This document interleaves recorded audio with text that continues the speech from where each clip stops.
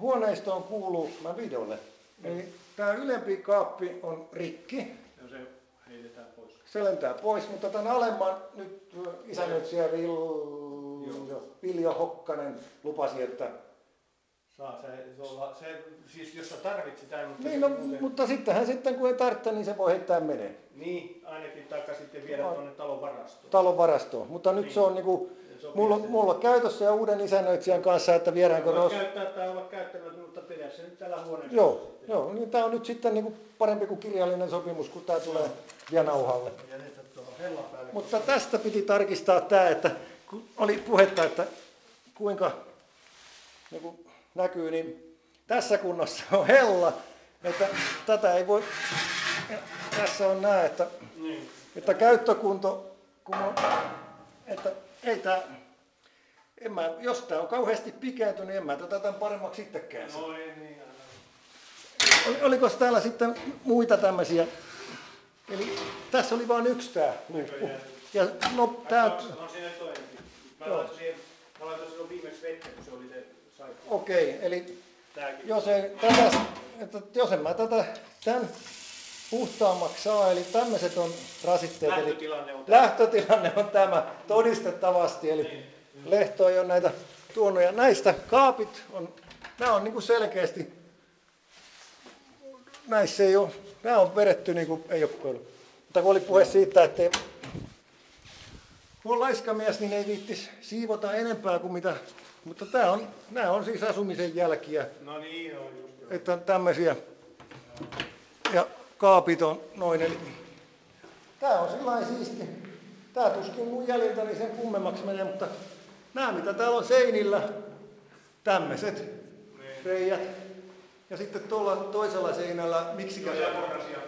Jakorasia kansi, että tota mä yritän varoa. Tuossa toinen. Ja toinen jakorasia. Näitä mun pitää varoa. Eli noista jos sattuu kolhiin, niin niistä tulee joku iso lasku. No joo. Okei.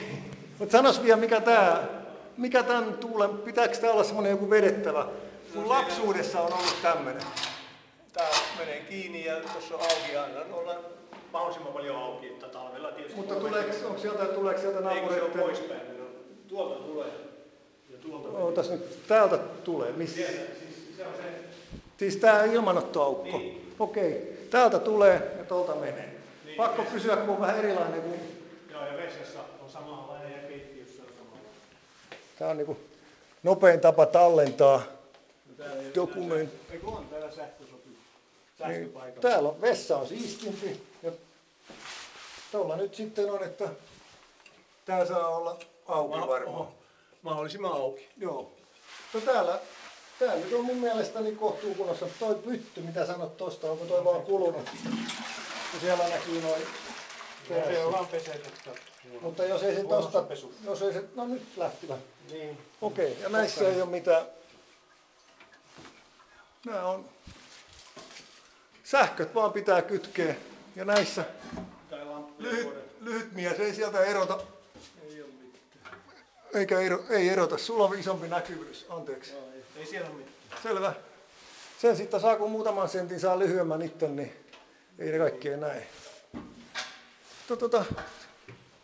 Tässä niin kuin näet itse, niin tässä on ollut joku muovitettu tai liimattu juttu. Että mun ei näistä tarvitse mun ei tarvitse näitä sitten siivota. Ja tuossa on noin sähkö. Tuossa on puhelinjako ja tuossa on sähköjako.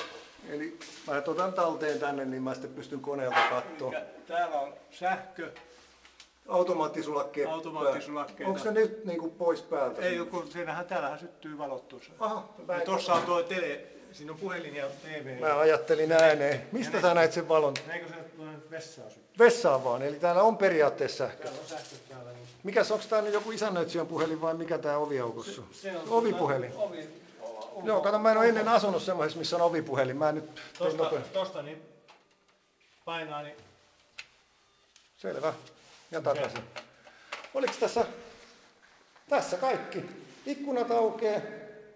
All right.